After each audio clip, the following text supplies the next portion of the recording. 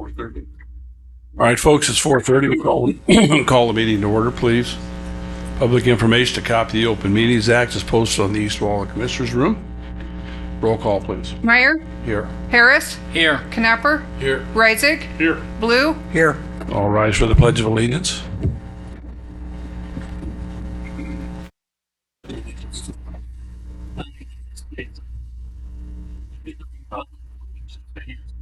One nation, under God, indivisible, with liberty and justice for all.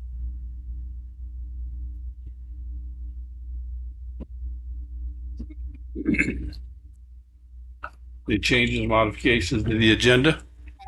Anybody else? Entertain a motion for approval. I move that we approve the agenda as printed. Is there a second? All second. Any discussion? Call the roll. Blue, Yes. Reisig, Yeah. Harris, Yeah. Meyer, Yes. Knapper, Yes. Remind everybody present, the board reserves the right to enter into a closed session anytime we feel it's necessary. Moving on to the agenda, discussion regarding the change in operating rules, Tri-City Roadrunner Demand Response Services. Kurt, you're up, buddy. Good afternoon. How are you? Hello. Good. Just kind of bringing this before you to kind of consider over the next few months. As we get requests from passengers, kind of keep some anecdotal notes from our staff. I keep kind of a working document on my computer where I just pop notes in about potential changes to our service. And one that seems to be coming up a lot is our demand response service currently runs from 7 to 4. The routes run from 6:30 to 6:30. And what I'd like to consider is matching up those hours. If we're to do it, I'd probably do it at the beginning of the new fiscal year and work that into next year's budget. Really the expense, and I'm just starting to kind of look at some numbers. I don't foresee it being a huge expense. We probably only have to bring in maybe one driver at 6:30. Currently they come in at 6:30 to start at 7. So we'd have about an extra half hour in the morning for one, possibly two drivers. And then the evenings, they normally get done about 4:30. This would push them to probably 6:45, 7 by the time they got done. And we would pull in every driver we need based on how many trips we have left. It's what we do every day. Some days we only have one driver out from 3 to 4. Just depends on how many trips we have. And a lot of the kind of the comments I've had people call in, visit with us about this is, one, it would allow a little more accommodation for people that work later in the evening, maybe got up at 5 or 5:30 to be able to use us if they're not on the routes. It'd also allow us to provide transportation services for those folks coming on that afternoon flight from the airport, which we currently can't do with the route buses. And the other thing it would allow us to do with this change we've looked at doing is eliminating our designated days for going west and going east.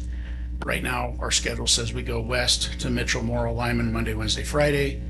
We go east Tuesday, Thursdays. But we're finding with these Medicaid trips we're doing, which do pay us quite a bit better than just our standard fare, to accommodate doctor schedules. We've kind of been handling that if we can, as long as we're not affecting anybody else's ability to ride the bus. If we can go ahead and accommodate those, we have been. Tuesday or The Tuesday, Thursdays, whatever if we you got need. somebody on Wednesday that lives in Minnetonka and they need to get to the doctor and that's the only day they can get in, we're trying to accommodate that. We had talked about those Medicaid rates, and it's a significant amount of money versus a standard fare. If somebody's coming from Minnetonka, it's ambulatory paying their own way, it's $4. If they're coming out for a medical appointment, we get over $35 each way. So that directly offsets our local cost. So We could pick $70 for the whole If trip we could then. pick up one or two of those trips a week, it would cover a good chunk of that additional driver wage. We already have a dispatcher on staff, so there's no additional cost for admin staff or office staff. And again, it would be the dispatchers just look at what we have remaining for trips, and if we can logistically use one vehicle to complete those without excessive wait times for anybody, we pare down to as few drivers as possible, as early as possible. Like I says, just something I'd like to consider, and as we would do it the new fiscal year, then we'd have to go in and change our literature. Go in and make some changes on our website, our Facebook page, our passenger handbook and all that. And we try and, if we're gonna do changes, we try and do all of them, as many as we can at once because of the expense of reprinting things and that. So just something I'd ask you all to consider. I'm gonna start trying to crunch some numbers just to get a ballpark figure. Did we approve the original? I mean, what you have right now as far as times? As far as I know, that was approved prior to my start, the fixture out. No, I'm saying, I'm just questioning whether it's even a board decision. You're the department head. It is, because all this gets published through, it has to get approved by, everything I do, I'd have to run through NDOT, just say, here's what I'm looking at doing, because I have to do that operating agreement, which affects my budget. This may require a small supplemental agreement with the state if there is a little bit of additional cost. I think there's probably going to be some. So if that's something that changes the MOU that we have with the state, then it would require Right. And board approval. If not, you can set whatever hours you just be a want. supplemental thing. And I do want to check with the state and make sure I'm following, because Yeah. when we did the fixture house, they did all the public hearings. I don't think we really have to do anything great and fancy, just make the public aware, especially as long as we're not reducing services. And at this level, we're only increasing access to the service. Yeah. But I do want to make sure I'm crossing my. Yeah, I think the only time we get board approval is like if we raise the rates and those kind of things. I know that always came before the I board. just, like I said, I don't want to blindside you all and say, hey, I need an extra, $1 million this year because I'm ramping up. Yeah, no, I understand. And we appreciate that. I'm And just, there's been an occasion where I come in and picked up my daughter at the airport and she was looking for a ride and I gave her, yeah. because there's nothing there. To my knowledge, there's still only a few folks doing either Uber or Lyft in town, and it's very sporadic. And with no taxi service, there's only a few hotels that have shuttle vans. So I think it'd be a great service to provide, not just to constituents, but to folks visiting here and leave a good taste in. Do we have a regular stop at the airport at all? We don't, Can you put that together? Like, It's something, yeah, because that's what I've even thought about. And it's kind of that if you build it, they will come type of thing. And we could try it on just a regular scheduled basis. Or we could work with SkyWest and the airport authority out there and try to get the word out to where we're there. We're going to be there. The quick fix there would be we would need to, in order to track everything, the driver would have to call into dispatch real quick and say, I have one going to this hotel, one going to this hotel, one going to this address, but to quickly build trips and send them to the bus because that has to all be tracked. Pick up and drop off and times and fares. would you be able to go to the meeting with me at the airport board? Because we have one other thing to consider would be Hertz, so we're not walking the road guys. Sure. Half the time they don't have a vehicle to If you let me know, if you let me go, If you would go with me, It just- Wednesday about 9:30. Is Want to go, I'll call you the night. okay, yeah, if I'm available, absolutely. I do have some meetings coming up in Kearney, and we have a legislative day in Lincoln in March, that I'm on the board, so I go to that. But I think before we put a lot of work in it, we can feel them out. So if we get somebody irate, says, oh, you're walking Yeah. all over up here, well, we don't. Yeah, well, and we had the incident, a little over a year ago when they had that airplane divert in here and blow a tire or whatever was wrong. Yeah. And we kind of scrambled and we kind of broke the rules, but we got people to their hotels and we made it happen. There's nothing wrong with doing that, Kurt. It's, I'd rather beg forgiveness than ask permission when it was that late of a notice. And we got people, see an issue with that at all. so they weren't sleeping in the airport. So, but anyway, that's just something I'm trying to put some numbers together I want to consider, and I'll bring you back probably some at least ballpark figures prior to the new fiscal year. So if we're able to do it, I'd ideally like to kick it off July 1st so we can start the fiscal year. So then let me ask a question. I think I'm understanding and I agree with the thought that doesn't take any more buses, doesn't take any more dispatchers. You're the only thing you're going to have is, like you said, a few hours extra per day to pay drivers. Right. To me, that's about all you have. Right. A little bit of fuel. And Yeah, that the is fuel that is bill. currently reimbursed. That's currently reimbursed at 75%. Right now, our national organizations are lobbying for the new Transportation Act to make everything 80% federal, which would then push 10% state and push everything to that 80-10-10 rule instead of having two different reimbursement rates. But we'd like to see that because that would help us a lot. It cut that because our drivers, And our fuel are only reimbursed at 70, and dispatchers are only reimbursed at 75%. All the other staff, maintenance, capital expenditures we get 90% of that back. So that would, if that goes through, that would really make this way easier change your and budget. not painful at all there. But I really don't foresee a huge expense. And like I said, once we get it up and running, it may take off a little bit more, but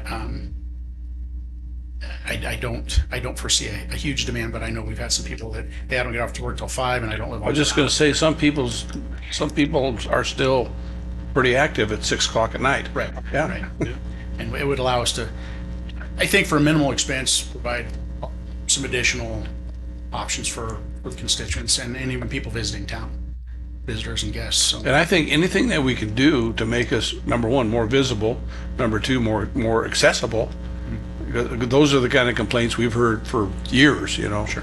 So, and we'll have a driver meeting, staff meeting come up here. Yeah. And I like to keep everybody in the loop that works there and see if we have some drivers that would be interested. If not, it might be a matter of bringing on some folks that maybe they get off work at 3 and want to pick up a 2 or 3 hour shift a night just to run, almost like kind of an Uber people do when they just log in when they have time to pick up those just a few extra hours here and there.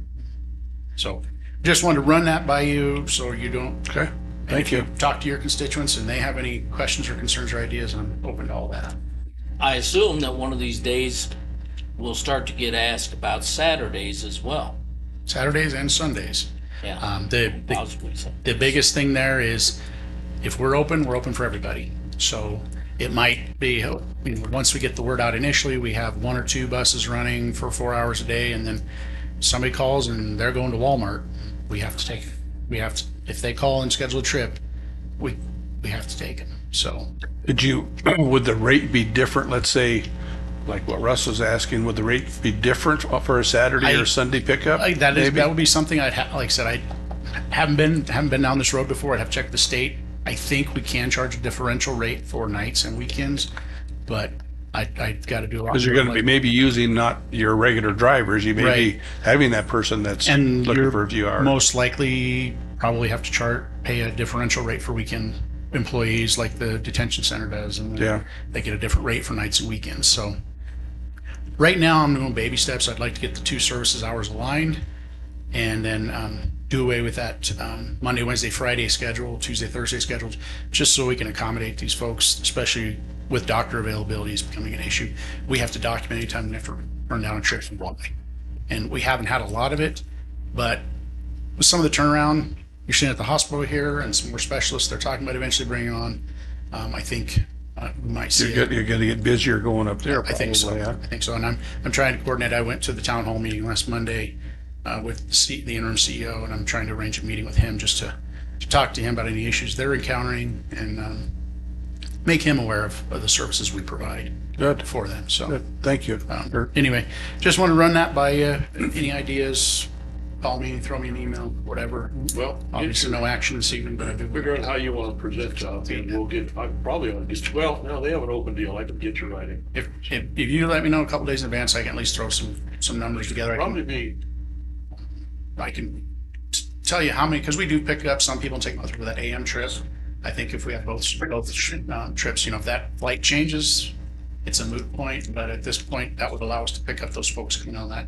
I think it's a 4:30, 4:50 flight in the afternoon. when that big plane came in out here, who contacted you on record?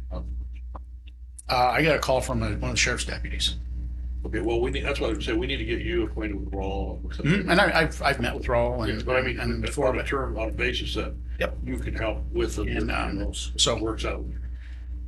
but other than that, I'm not looking at going in leaps and bounds right now. Just an FYI, we are reapplying for an AARP grant for those shelters that we didn't get last year. But we're looking at, if we get that, it'd be 6 additional shelters. 2 at the Valatia Apartments in Gearing, 2 at the Housing Authority in Scotts Bluff, and 2 at the RC Scott Apartments, which are our busiest stops. And start going from there, these grants. So, Okay, sounds good, thank you, Kurt. anything else I can answer for you? Nope.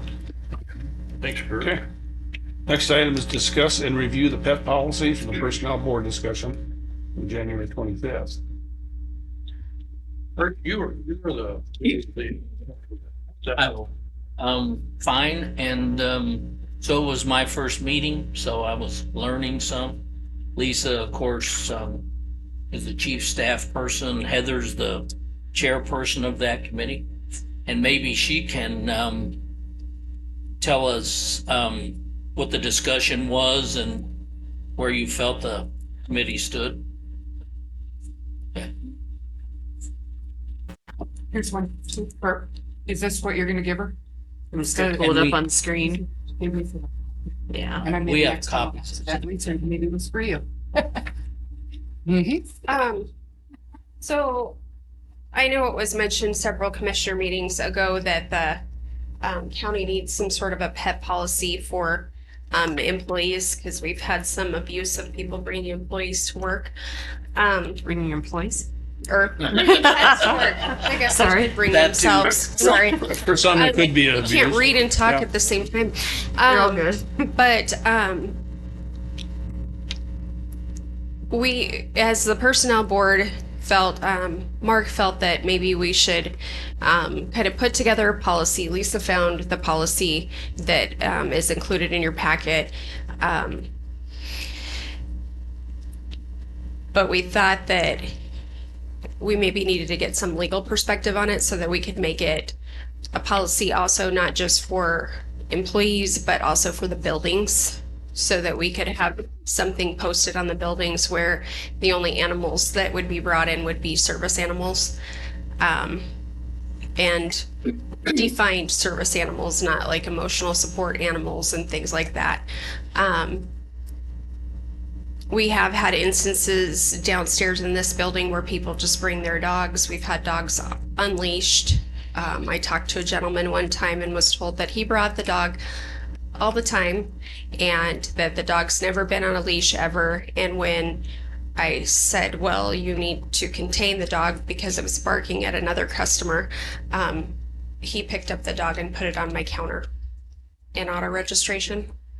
So I think that the county needs to have some sort of a policy. So the policy that we came up with basically says Scotts Bluff County is responsible for assuring the health and safety of all employees. In keeping with this objective, Scotts Bluff County does not permit employees to bring their household pets to work. Animals may pose a threat of infection and may cause allergic reactions in other employees. Some employees may feel threatened or be distracted by the presence of animals, particularly dogs. In addition, Scotts Bluff County wishes to prevent pets from fouling the office space or damaging company property. An employee who requires the help of a service animal defined by 28 CFR 36.104 as a dog that is individually trained to do work or perform tasks for the benefit of an individual with a disability will be permitted to bring the service animal to the office, provided that the animal's presence does not create danger to others and does not impose an undue hardship upon the company. So this is the policy that we thought best would cover the county for the employees. But like Mark said, he wanted to get a legal perspective on this and make sure that we can post something like this on the county buildings. Somewhere that we need policies, that we need something in there that says it's your dog, there's a message, your pets. That they take the responsibility to clean it up, whether they hire it done or they do it themselves, but they need to have the responsibility. And that's in here. Is it in there? That The thing I question Okay. is on this one. I think you covered it. Where I think you may be, in my opinion, may be overthinking this. I do agree with the fact that if it meets the requirements of the Disabilities Act, okay, and they need to have the dog, I have no problem with that. But That policy. I think you've covered it. It says, no pets shall be allowed on county property for employees other than by the law, disability accommodations pursuant of Disabilities Act. Period. Now, next, right after that, you said, And that's there were three. let me finish just a second. But right after that, then you said, if an individual makes a decision not to follow the policy, they're responsible for cleaning up after their animal. I don't like that either. And the reason I don't, not that I'm disagreeing with you, Russ, but you've made a policy. You made a policy that says you shall not da da da da da da da. And then we give them an out. If you decide not to follow this policy, well, then you could da da da da da da da. Yeah. If you're gonna have a policy, make it the policy. Okay? I think now that Yeah. So if you look at the I think it's two first, separate issues. let me, I think, kind of explain, because I just jumped to the one that the personnel board recommended. So Kelly reached out to all of the county clerks and asked them to get back to her with their policies for pets, and you got like 26 responses and only one had one. only one county had a policy. Okay. So, and that was Custer County, and that's the first policy that says, very simple, no pets shall be allowed on county property for employees other than by law under the disability or accommodations pursuant to the Americans with Disability Act. That's what you want. So that's, Heather, can I interject one thing? So I did find in my notes there, I had found this a couple years ago, Lancaster County in Nebraska, they actually have a resolution stating whether it's still in effect. I don't know why it's not. it probably is. I'm guessing that they just didn't respond back to Kelly. They're probably one of the 26 that didn't, one of the other 70 something that didn't respond. So I can tell you that the discussion that we had at the personnel meeting was unanimous. Everyone here, including the 5 members on the personnel board, and then, I don't know, there's 15 people maybe in the audience. And there were still, like Darla and Jean kind of talked about it also. Right. The second policy, the one that talks about expenses regarding pets, that was presented by Tim. But Lisa found the third policy, the one that we are recommending. And it's kind of one of those policies that we wanted to present to the board if you think you need legal action on it. We don't meet again until the end of April. So it would be something that, you guys can we could put something on the agenda if you want to propose a resolution with this written in it. If you want to have Phil Kelly take a look at it and make sure that this is, but I think that this policy basically covers us probably the best of anything that we presented. I think you're dealing, Heather, and correct me if I'm wrong, but two separate issues. One is for employees, the other is for the public. Right. I think we need to And- consolidate that policy.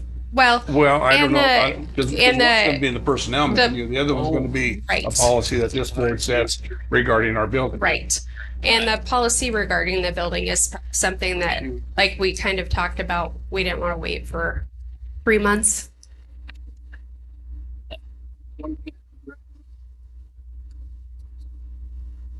ADA. Probably need to have some staff training on what they're allowed to ask.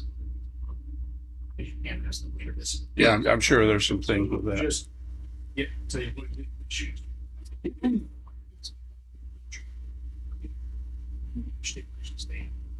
Yeah, a lot of times, if you see them, they'll have a leash on or whatever, it just says service dog. Yeah, But they, well, that's true. a lot of times they have a vest.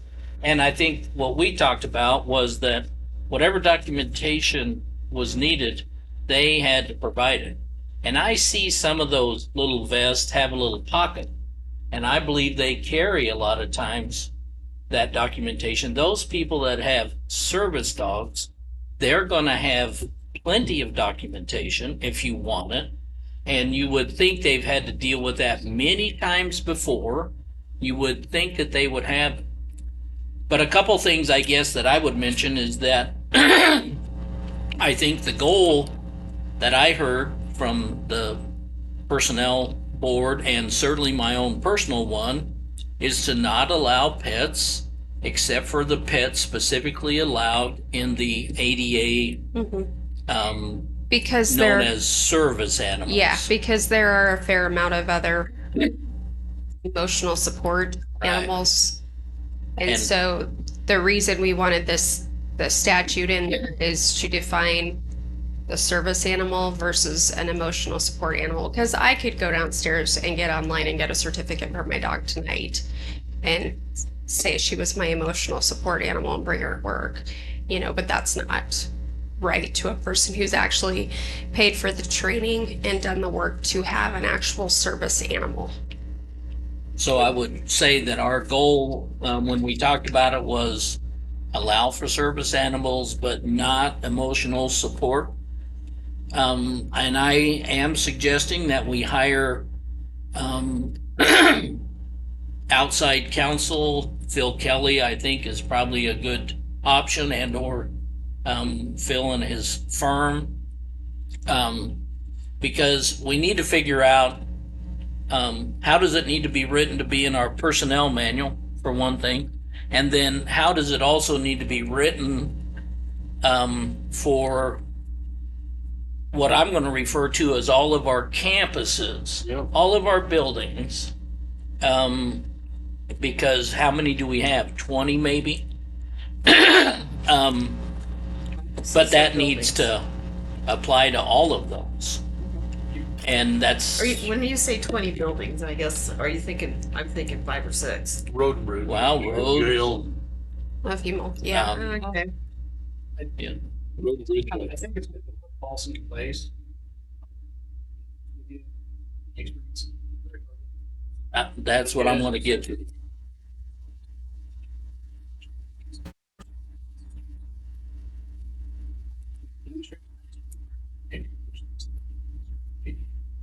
Well, So I think it's good to have policy.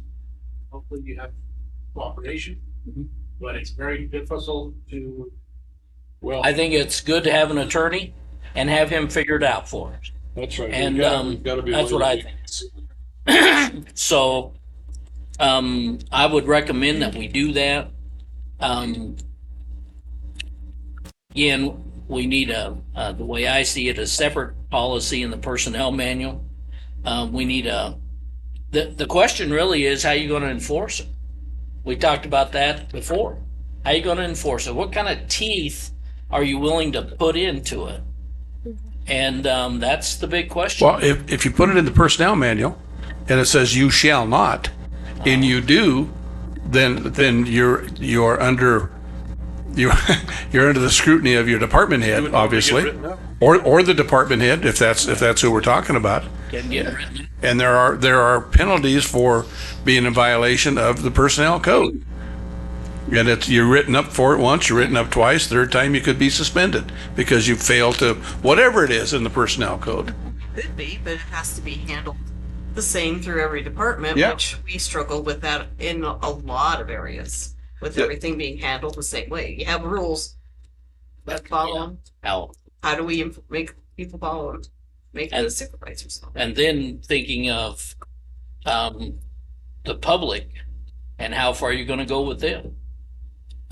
If you're asking them not to Basically, bring they their have animals, signage out there, And that would help, if you could say there's signage on the building, because like you said, we run into a lot of people bringing their pets to like auto registration while they're standing in line, and there are some that just bring them in their cute little bag, but then there are some that bring them on a leash, and we've had instances, like I said, the last one was barking at a little girl and a guy with a mask. I mean, we can't, as the county, we can't be liable if that dog would have Right. bit somebody. but that signage in that resolution should help us with any liability. That's what you've done. This board will set the rules and say no pets on any county buildings, period. If you break that, then you push the button and you get a deputy down and you have them escorted out of the building. It's not, I don't know, Not that hard. what happens if somebody brings a gun in here? You take care of it. Okay, I rest my case. Did you hear Darla? Did you hear what Darla said? You can't can't prosecute without a rule. So we That's law, I think. Yeah. And I think the same thing applies, and I'm not disagreeing with Mark on having an attorney look at it to make sure that we're covering everything that we need to cover, because you're absolutely right. If somebody brings one on one of your buses or whatever the case might, Exactly. So we need to make sure that we got all of that covered. As far as our employees are concerned, if we set a rule, put it in the policy that says you will not bring pets to work with you unless they fall under this Disabilities Act. Period.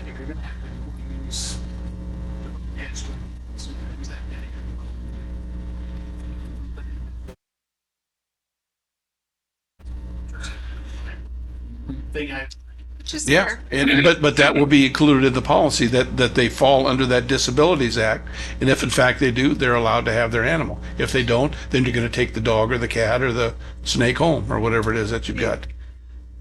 I don't know, but I don't disagree. I think maybe somebody like Phil or somebody could look at it and see that we do it correctly. But Lisa brings up a good point, is that we have control over department heads that we appoint. We have control over employees. What do you do to an elected official? What happens if an elected official doesn't follow something within our personnel rules and regulations? We make it news. Yeah. Right. That's what I was looking, that's what I was trying to get out of somebody as to what's going to happen. And, yeah, that's exactly what you would do. You make it news, and somewhere along the way, isn't there some information about having a county personnel board that some elected official things does get to be agreed to, so to speak, I believe, because that was the reason, I guess, that someone, whether it was at NACO or whatever, gave to me, that was a reason that this would be important, is because some of the elected, the elected officials are also saying that they agreed to abide by these things. And so in that regard, But, and we all have to have policies that we go back to. I Right. mean, you have to have a guideline. So we're just asking you to, and, you know, we kind of felt that this policy that we're bringing you probably needs to be looked at by legal counsel. We did not pass it just for that. We decided to bring it to the work session instead. And then also have you take a look at something for the buildings themselves. well, I don't know that it's that hard, It's not. but I do agree making sure that we get it correct. Because this Bring it is, back to this that. is one of those policies that, you know, like Bert was saying, if you ask the wrong question to somebody with a disability.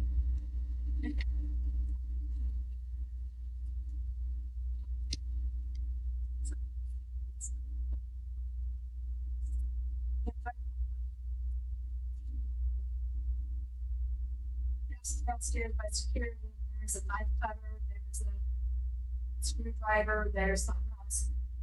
We have posted no knives, no weapons, and they still come in. Well, and I joke about it jokingly, but I feel really safe that there's a sign on the door that said that you can't bring a gun in here. We Really? have so much security in our, Really? Yeah. But nevertheless, I think you're right that if they see a sign that says you cannot bring Poochie in with you when you come in to buy your license, then they're not gonna bring him in. well, and just for point of reference, Darla, didn't you say you had somebody bring a dog to court recently? Was it a service dog or a pocket dog? I've never heard that before, pocket dog. was any, one in a pouch or something that Yeah. I had a, Chihuahua. yeah.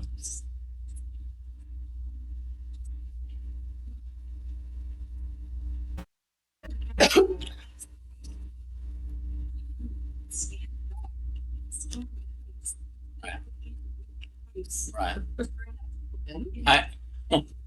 You don't investigate or don't search that. Or Well, and here's the other answer is, you're gonna get these people say, I don't go anywhere without my dog. My dog goes wherever I go, except here. Sorry. Except here. That's where you can't bring the dog, Few other Yeah, there are other folks that just, few Yeah. things that, I had a cousin that had a wiener dog that he carried in like a baby carrier. But the dog was blind and had some other problems. And I appreciated him taking care of the dog, but there were some places he couldn't take. Probably an animal that couldn't be left alone either. Yeah, One yeah, of those deals. and she was. And you're gonna deal with those. Those are all gonna be exceptions. They're gonna be exceptions to what it is that we said here. But if we put something in our book, that says, as an employee of Scotts Bluff County, if you receive a paycheck from Scotts Bluff County, Yeah. then this applies to you. You will not bring an animal to work with you, period, unless you meet this disability standard.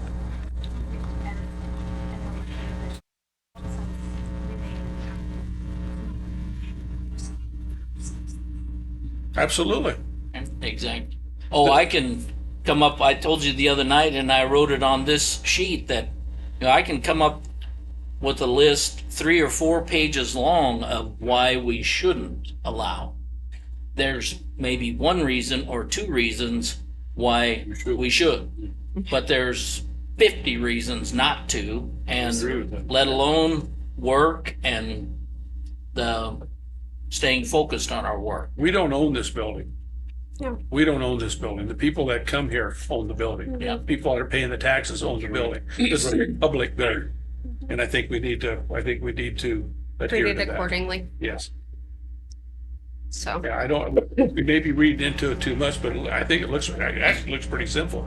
Here's 2 lines. the third policy is the policy that, like I said, we felt covered our bases a little bit more. But If they You bring, can if always they add bring a and take dog away and they're in whatever. violation of this, and the dog makes a mess in the hallway, it really doesn't matter, because they're already in violation for bringing the dog in the first place. Who's gonna pay to clean it up, or whatever else? That needs to be defined. And well, 2 things, I think, number 1, if it's in the person, the employee gets it from both sides because they get it from the personnel manual and whatever the policy is for the public, they're part of that too. Absolutely. So they have to comply on both sides of that. I agree with you, and I'm a dog person. If it was up to me, I'd have a dog sitting with me right now, but we can't. We know And I it's not don't, the right thing to do. and I don't have one, so it doesn't matter. Give you one cheap. Got all that, Russ? I think I'd like to bring my dog. Millie can't come He in. loves the dog. She was a good dog. I love playing with her. She's a great dog. So I guess the next step and question is, I'd be happy to talk to Phil. I'd be happy to get him started, but I know he's gonna come and ask us, okay, this is my initial draft. Tell me what you like about this, tell me what you don't.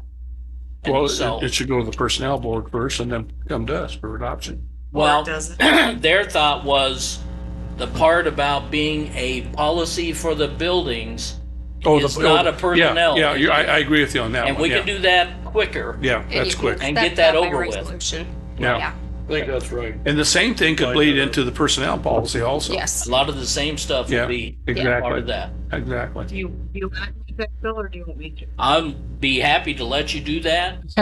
And then, As he said he would, but you Do you- can more than welcome to call him. He's a great dog. Y'all are so I'm assuming you would invite him like to the next meeting. potentially, see what he's, If what, he's, give him the information and say, what do you think? How do you want to See what deal he with wants this? to do next. yeah, I like that. Or you could have like a committee of 1 or 2 of you. Then bring, I think it's See what pretty he simple. says. I think it's pretty simple. I I think we try and keep it as simple as we can. we can make it really. I have one comment. What's that? You have a comment? What What's would that? that be, Carl? It kind of circles back to what we were talking about. This, if an individual makes the decision not to follow this policy. And that's not the policy that we went with. Okay. We went with the bottom one that There's said the 1, 2, personnel. 3. Yeah, they're not numbered, but it says personnel board discussed this pet policy and would like to pass on to commissioners for review.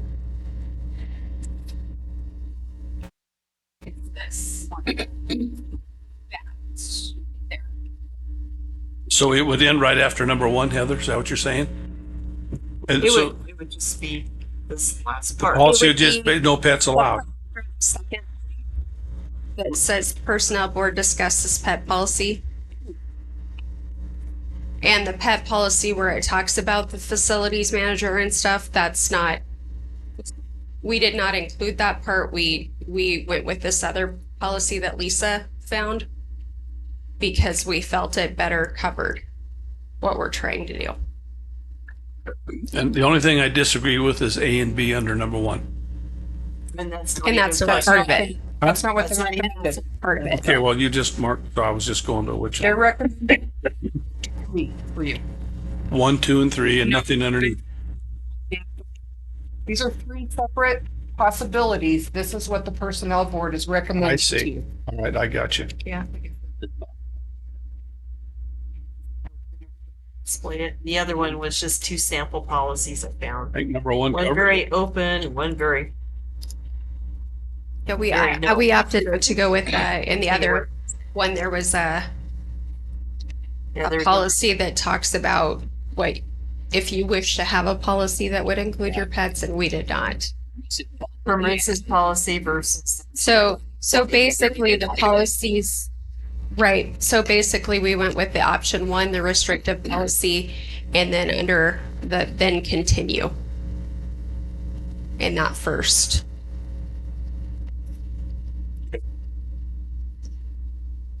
Okay?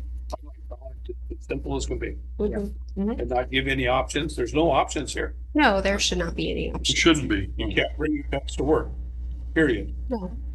Unless it meets the disability. then.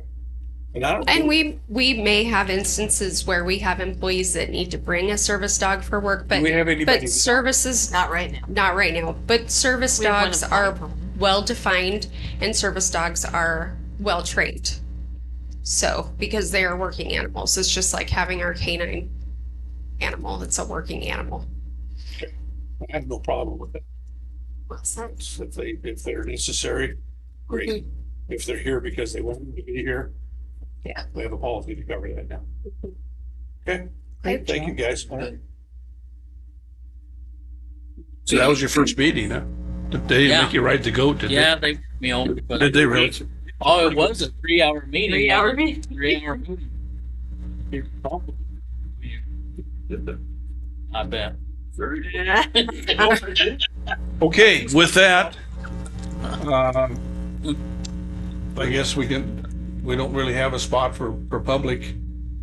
Did you guys, we weren't gonna discuss anything on the solar stuff tonight, so.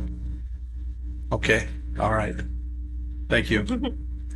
With that, we will, not adjourn, but move over to the detention center and then call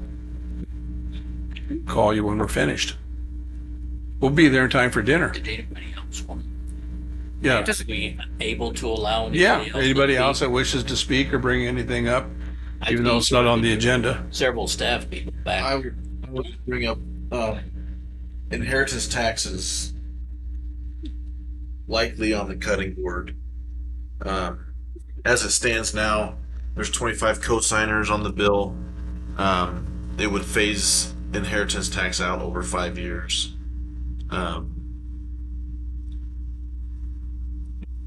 There's a county down in southeast Nebraska that figures if they lose their inheritance tax, they'll have to raise their levy by 3 cents.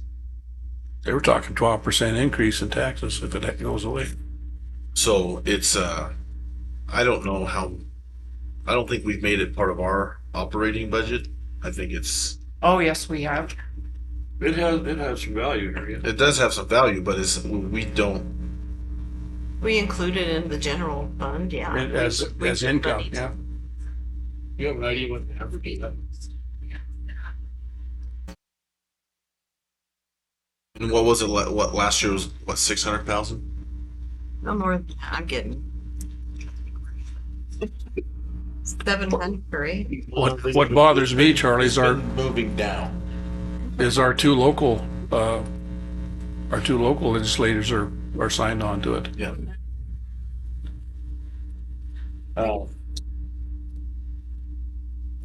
The piece. So here's the proposed replacement revenue would be the state would kick in $35 a day for inmates that we hold.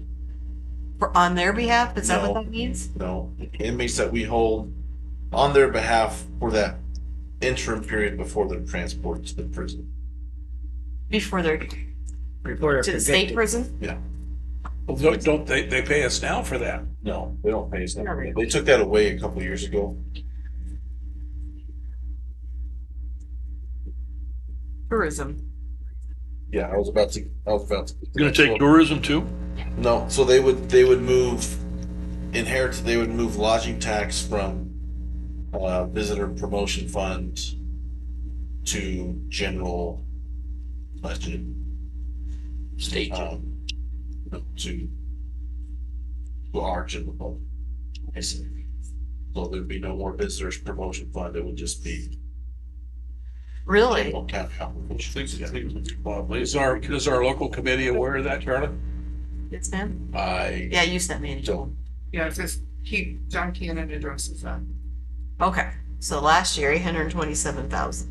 Prior year, 642, 393, 630, 1.8, 540, 801, That's exactly right. or 856. I missed that one. The last couple of years have been decent for us. But you said they would, for 25 days for the prisoners who are going to the state, so they'd have to get their sentence, and it's that 2 or 3 days before we transport them. Is that what Yeah, they're talking? $70. They're not saying from the first day they went in and the 3 months That's not until gonna we make tried up them. $700,000. Unless they take Wow. to jail. Get in the jail. That's a whole nother issue. I know, if they'll take the jail with that, then we'll be okay. It would go away. Part of it. She'd have to come up with a source of It would source of go away. income. To fund. Source of I Yeah, don't think our board would support that much. that much of. No, not that much. Not that much of an increase, that'd be a hit. I mean, you could just parse out. So we take the lodging tax and leave it to them, but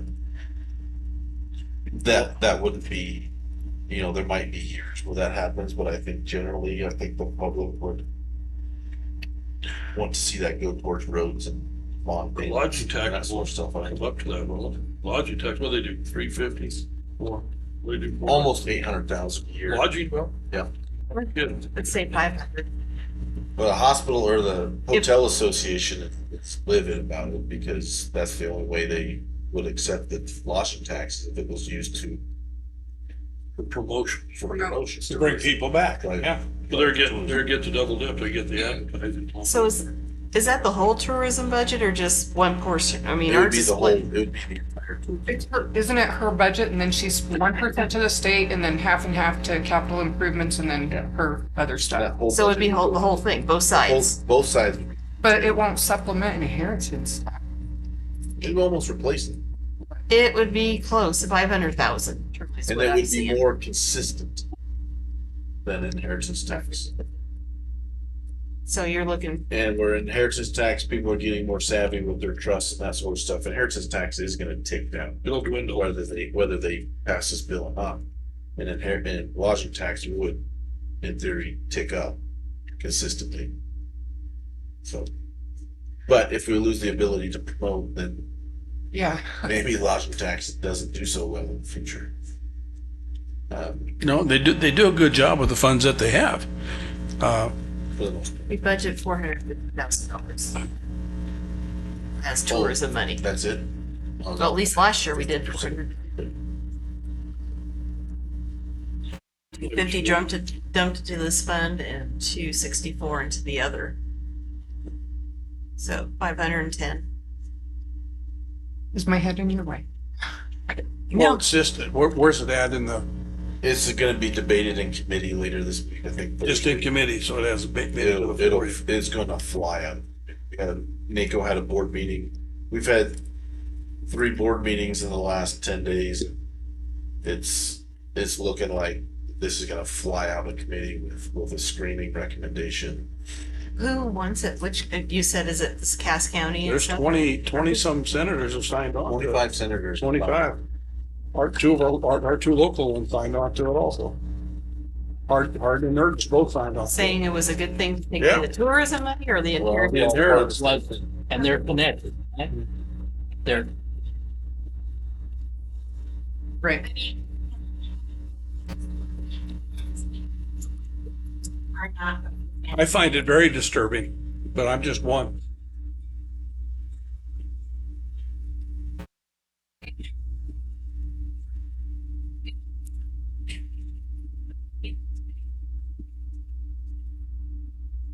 That's what I was trying to tell him, yeah. That you guys got an email from John Keenan today you need to read.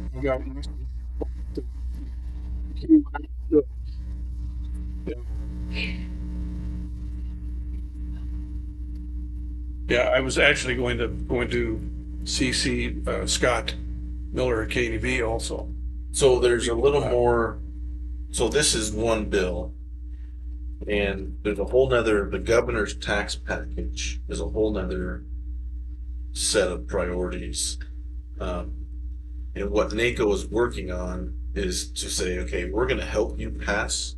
We're gonna conditionally support the governor's tax package, which is massive compared to this one bill.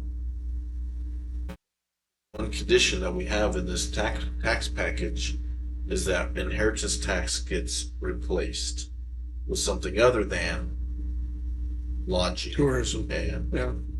jail, because not every county has lodging, and not every county has jails. And so there's the tax package, which has NACO conditional support, as long as the inheritance tax is replaced with some of these sales taxes that they're talking about. And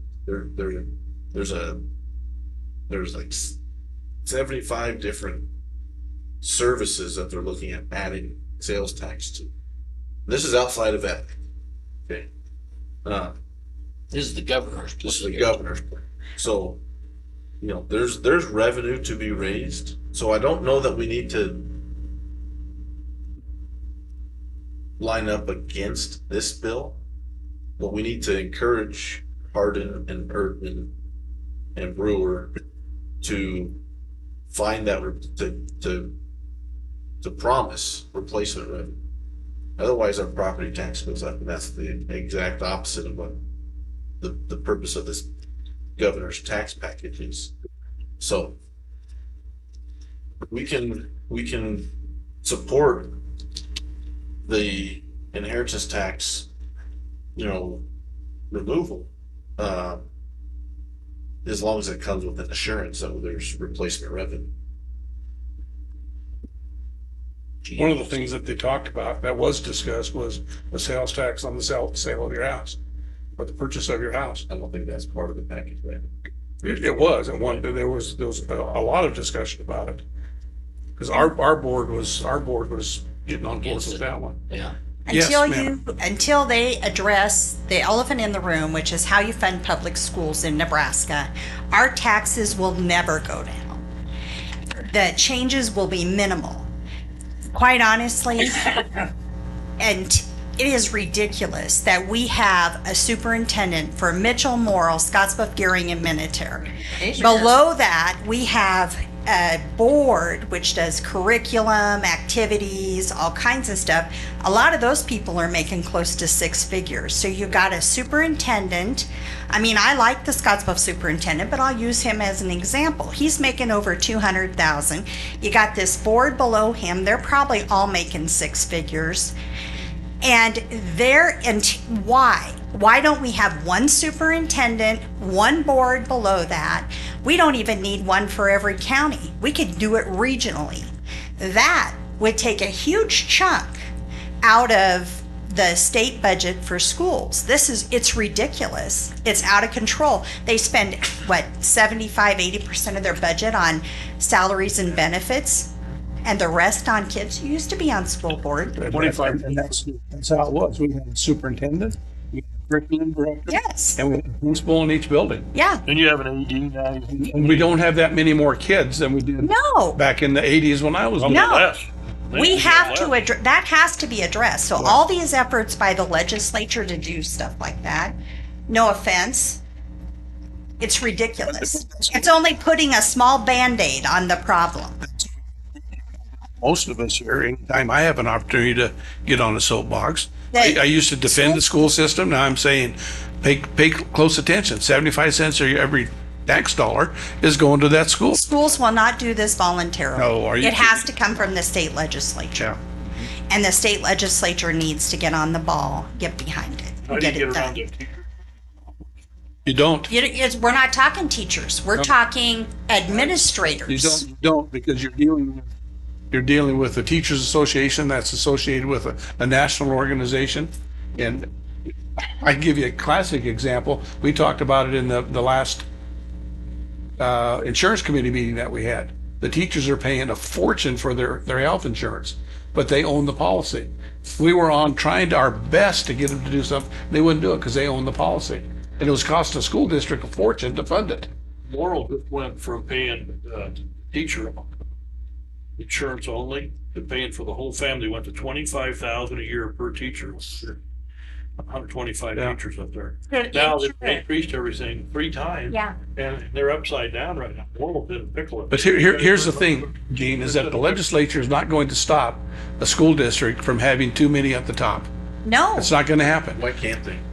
they can, but we have to get the legislators to put something together to make that, this is how it's. Cut their funding. That's the only way it's going to work. Right. Because each school district is going to do whatever they think it's necessary to run their district. And if that means 7 superintendents, then that's what they're going to hire if they have the money to do it. That's the issue. When we talk about the legislature's going to have to cut that FTE back, or student, I guess, FTS, full-time students back, to some kind of workable number, to where these districts don't have all the money in the world that they need to do whatever it is that they want to do. I mean, they can talk about ethic, they can talk about Yeah. whatever, but until they address the schools and how they're funded. You're absolutely All right. the money goes to the university, Yeah. The ridiculous. counties need to do the same thing as they pay so much. School district, the way it is right now, I mean, whatever they put down, we send them a check. It's, We don't, but we do that with every taxing I authority. know. We don't have the authority to tell them not to do anything different. There's no authority on this behalf. However, there can be a restructuring of how administrations are handled in the school districts. And they're the ones that have to make that decision. And until we, as the taxpayers, start looking at it and making decisions and helping them make their decisions, it's going to continue. As long as they have the money to spend, Gene, they're going to spend it. They're going to spend it, I guarantee you. At state, you look at even just in Scotts Bluff County, how much money that would take out of budgets. Yeah. It's crazy. I'm not disagreeing with you, but there has to be a starting place, and right now, it's right in the administration office. I fully agree with what you're saying. But quite frankly, I've lost a little bit of faith in the whole situation when every single time we have a bond issue, they're approved. Yes. Every single time virtually. And The so old I days- ask The old is, days, you used to have to own real estate before you voted.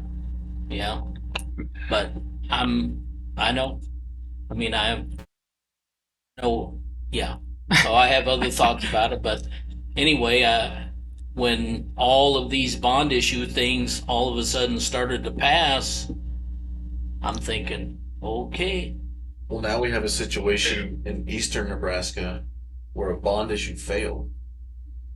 The ESU and the school district went together on an interlocal agreement I could go around to it. go. They went around it, funded Yeah, it? I could go Oh, around. man. Of course, the ESU 13 doesn't. Well, Gene, I want to thank you for Just, your stand on it, because I feel the same way.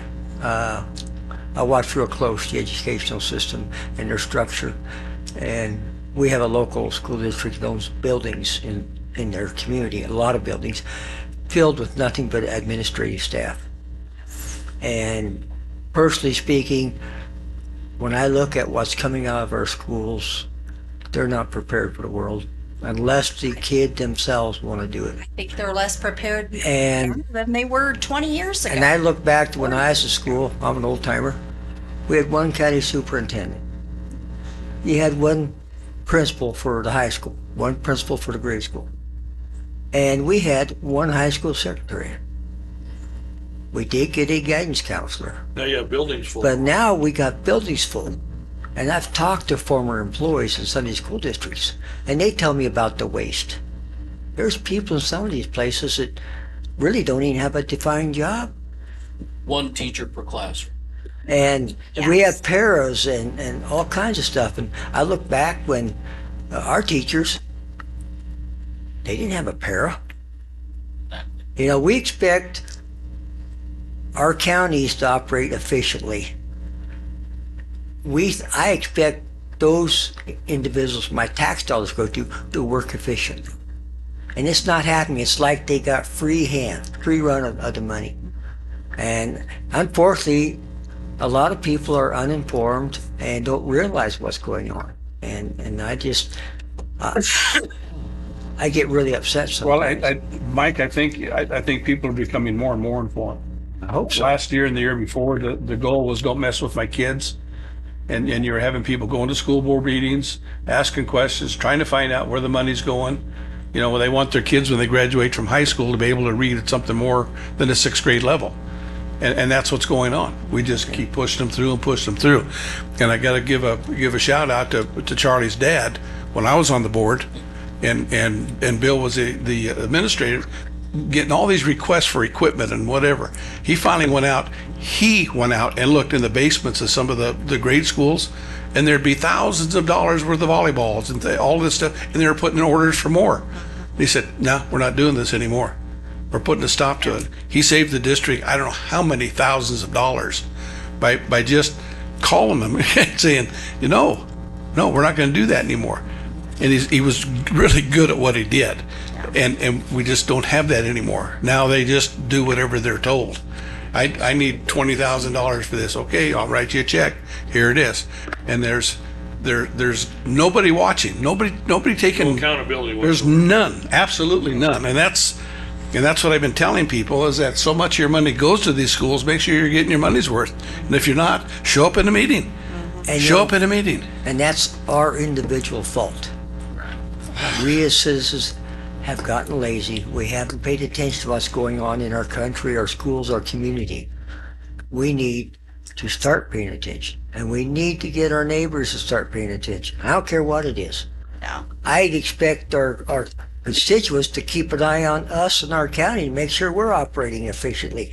It's the only right thing to do. It is. It is. I don't know where it starts, but it needs to start.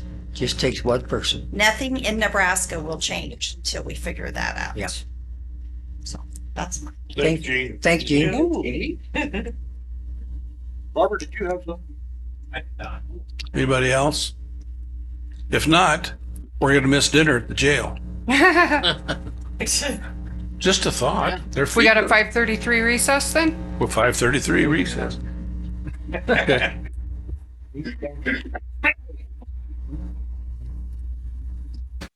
Thank you, everybody, for your input. Appreciate it.